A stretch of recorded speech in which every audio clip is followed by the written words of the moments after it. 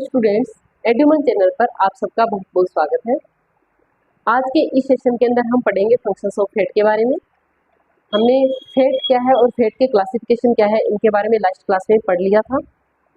इसके साथ ही साथ जो हरियाणा में पीजीटी की वैकेंसी है उस वैकेंसी का जो सिलेबस है स्क्रीनिंग टेस्ट का, वो भी ये सेम सिलेबस है जो मैं आप लोगों को करवा रही हूँ और अब तक जो मैंने वीडियो डाली है वो भी उस सिलेबस के अंदर इंक्लूड। तो आप लोग अगर हरियाणा पीजीटी की वैकेंसी की तैयारी करना चाहते हो तो ये वाली वीडियो जो है आपके लिए काफ़ी मददगार साबित होगी। और इसके साथ ही साथ जो आगे का जो भी सिलेबस है उस सिलेबस के अकॉर्डिंग मैं आपको यूट्यूब के द्वारा जो क्लासेज है वो प्रोवाइड करवा दूंगी। तो दोस्तों, इस चैनल से जुड़िए और अपनी तैयारी को अच्छे से अंजाम दीजिए। चलिए आज का सेशन शुरू करते हैं। Functions of fat. सबसे पहले अगर हम बात करें फंक्शंस की, तो फेट जो है इसका मेन फंक्शन है प्रोवाइड एनर्जी। प्रोवाइड एनर्जी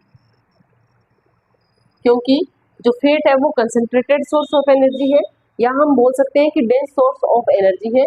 जो 1 ग्राम फेट है, 1 ग्राम फेट हमें 9 किलो कैलोरी जो एनर्जी है वो देता है।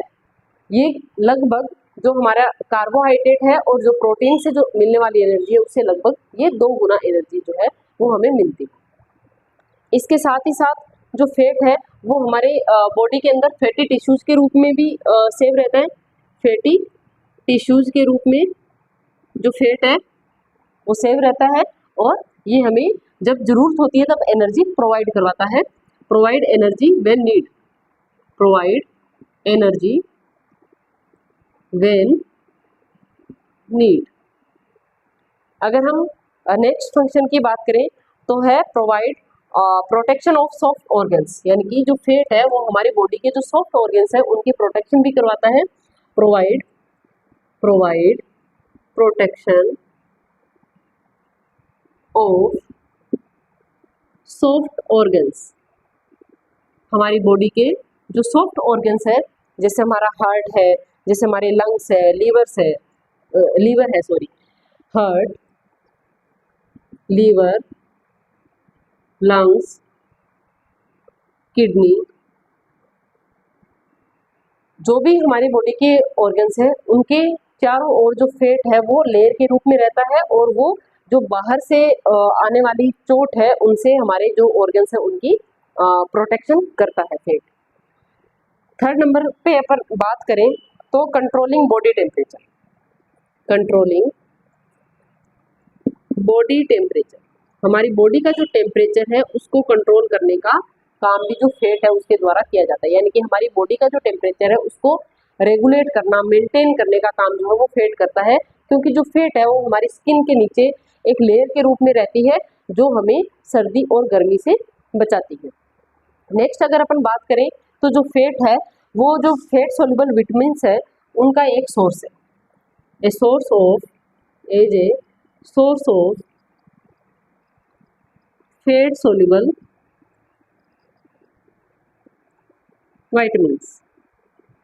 फैट सोल्यूबल वाइटामिन्स के अंदर आ जाते हैं ए, डी, ई और के।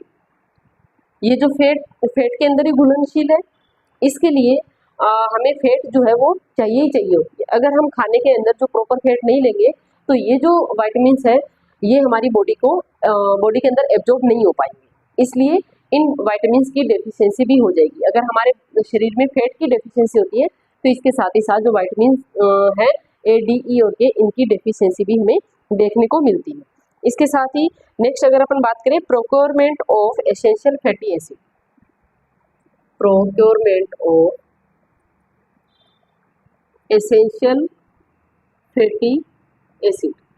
जो एसेंशियल फैटी एसिड है जैसे कि linoleic acid, linolenic acid, arachidonic acid, ये सारे के सारे एसेंशियल फैटी एसिड्स है। एसेंशियल फैटी एसिड का मतलब है कि ये वो फैटी एसिड है जो हमें फूड के द्वारा हमारी डाइट में लेने ही होते हैं और इनकी हमारी बॉडी को रिक्वायरमेंट होती है।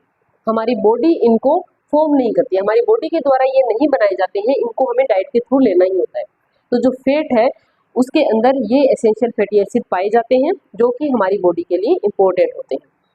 नेक्स्ट है अदर फंक्शंस। कुछ अदर फंक्शंस है। अदर फंक्शन के अंदर आ जाता है कि जो फैट है उसका डाइजेशन जो है वो बहुत स्लोली होता है, इसलिए लंबे टाइम तक जो है हमें भूख का एहसास नहीं होता है। इसके साथ ही साथ जो स्टमक से सीक्रेट होने वाले जो एसिड है उनको भी जो फैट है वो कंट्रोल करती है, यानी कि उसको डिक्रीज कर देती है, इसलिए हमें जो भूख का एहसास कम होता है। तो ये कुछ फंक्शंस थे फैट के। अब हम देखते हैं कैरेक्टरिस्टिक्स ऑफ फैट, यानी कि जो फैट है उसकी कुछ विशेषताएं। क्या क्या विशेषताएं हैं फैट के अंदर, उनके बारे में हम जान लेते हैं। जो कैरेक्टरिस्टिक्स ऑफ फैट है उनसे रिलेटेड क्वेश्चन जो है वो एग्जाम में मेनली देखा जाता है। Characteristics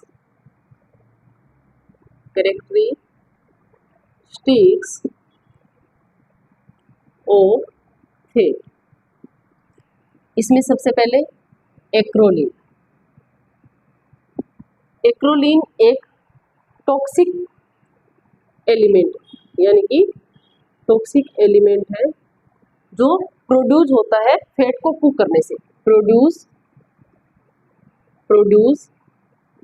bye cooking of fat. जब अपन फैट को कुक करते हैं, यानी कि फैट को गर्म किया जाता है, तो उसमें धुएं जैसी धुआं निकलता दिखता है, और वो जो धुआं निकल रहा होता है वो ये एक्रोलीन ही होता है। एक्रोलीन ही होता है, और ये जो एक्रोलीन है ये टॉक्सिक एलिमेंट होता है, और ये हमारे लिए, हमारी हेल्थ के लिए हार्मफुल होता है। फिर नेक्स्ट है रेंसिडिटी। रेंसिडिटी क्या है? Oxidation of fat.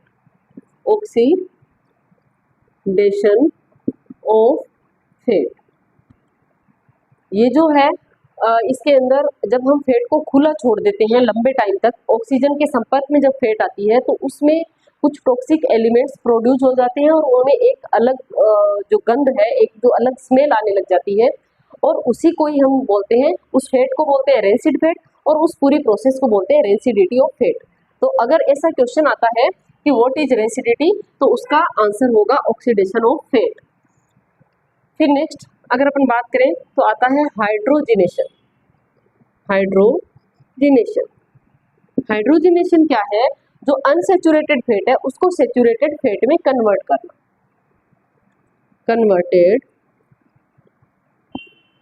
Of unsaturated fat to saturated fat. Unsaturated fat को सैचुरेटेड फैट में कन्वर्ट करना हाइड्रोजिनेशन होता है, और इसमें जो कार्बन और हाइड्रोजन की जो एक चेन होती है, एक श्रृंखला पाई जाती है फैट के अंदर, उनके अंदर चेंज किया जाता है, और इसमें जो हमारा ऑयल होता है उसको ऑयल हमारा लिक्विड फॉर्म में रहता है, उस लिक्विड ऑयल को हम फैट के अंदर कन्वर्ट कर देते हैं, यानी कि सॉलिड फॉर्म में कन्वर्ट कर देते हैं। इस प्रोसेस को हम हाइड्रोजिनेशन कहते हैं। एक प्रोसेस आती है हमारे emulsification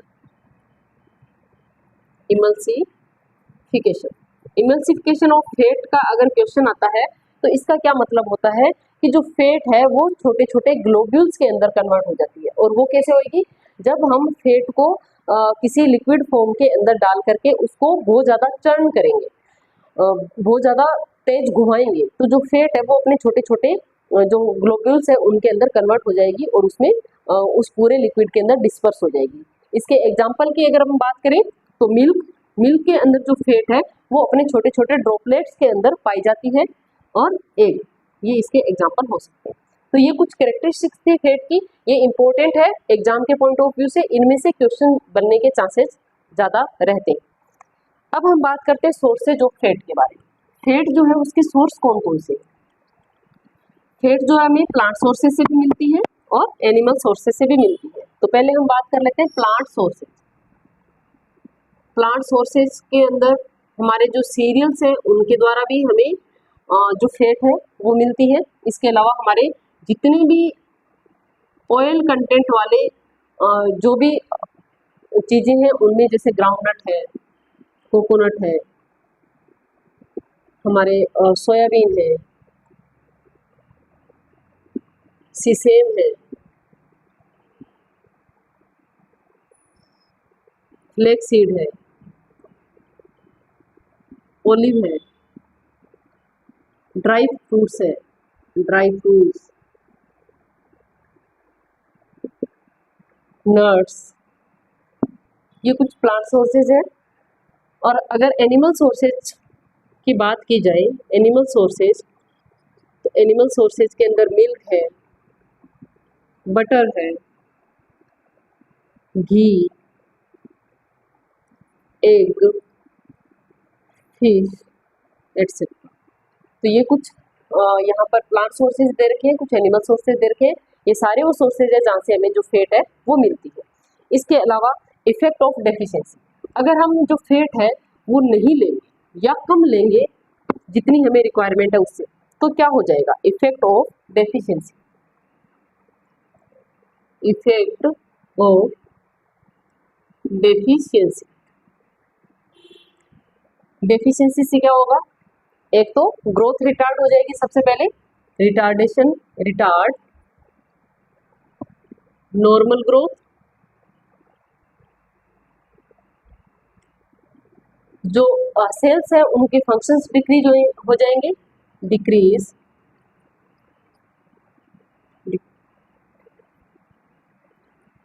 decrease functions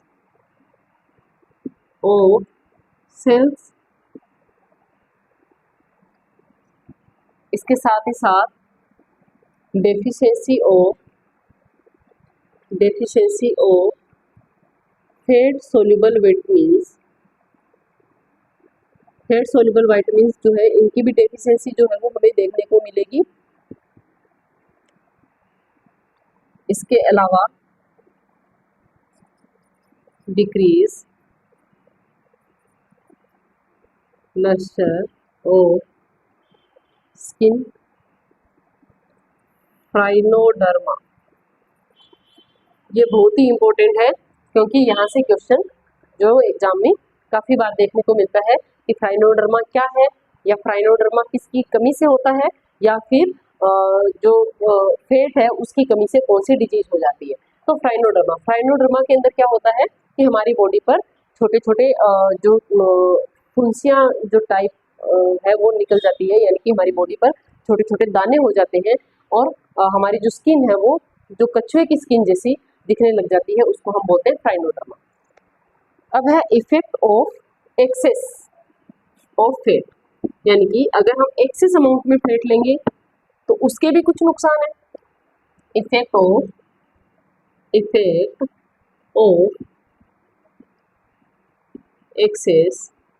of fat, इससे ओबेसिटी हो जाती है, इससे डायबिटीज हो जाती है, हार्ट डिजीज हो जाती है। ओबेसिटी की बात कर लेते हैं पहले। जो फैट है जितने अमाउंट में हमें चाहिए, अगर हम उससे ज़्यादा कंटिन्यू फैट कंज्यूम कर रहे हैं तो जो फैट है वो हमारी बॉडी के अंदर एडिपोज टिश्यू के रूप में स्टोर होना शुरू हो जाएगी और इससे हमारा जो नॉर्मल वेट है वो बढ़ना शुरू हो जाएगा और हम ओबेसिटी के शिकार हो जाएंगे।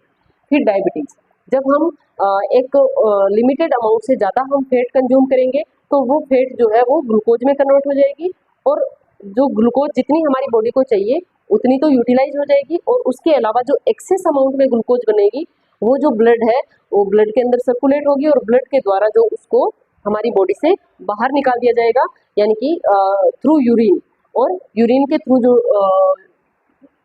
ग्लूकोज है वो एक्सेस अमाउंट में हमारी बॉडी से बाहर निकलेगी, उस कंडीशन को हम डायबिटीज कहेंगे। हार्ट डिजीज, जब हमारी बॉडी में एक्सेस अमाउंट में फैट हो जाएगी तो फैट है उससे कोलेस्ट्रॉल प्रोड्यूस होता है और जो कोलेस्ट्रॉल है नॉर्मल अमाउंट में अगर कोलेस्ट्रॉल प्रोड्यूस होता है हमारी बॉडी में तब तो वो अपने जो नॉर्मल फंक्शंस है वो करेगा, लेकिन उससे ज़्यादा अमाउंट में, यानी कि हमने एक लिमिट बताई थी 150 to 200 mg पर 100 ml ब्लड, यानी कि इससे ज़्यादा अमाउंट में अगर हमारी बॉडी के अंदर कोलेस्ट्रॉल का कंटेंट हो जाएगा तो वो कोलेस्ट्रॉल जो है वो हमारी आर्टरीज के अंदर जमना शुरू हो जाएगा और हमारी आर्टरीज में जब जमना शुरू हो जाएगा तो जो ब्लड का नॉर्मल फ्लो है वो डिस्टर्ब हो जाएगा और उसकी वजह से हमारे हार्ट पर प्रेशर पड़ेगा। इससे हमारे जो हार्ट डिजीज है वो होने की संभावना रहेगी और कभी कभी इसकी वजह से हार्ट अटैक जैसी भी कंडीशन हो जाती है। तो ये सारा था फैट के बारे में, यानी कि फैट के फंक्शंस क्या क्या है, फैट की कैरेक्टरिस्टिक्स क्या है, फैट के सोर्सेज कौन कौन से हैं और फैट की कमी से और फैट की अधिकता से क्या प्रभाव होते हैं। नेक्स्ट क्लास में मिलते हैं, तब तक के लिए थैंक यू।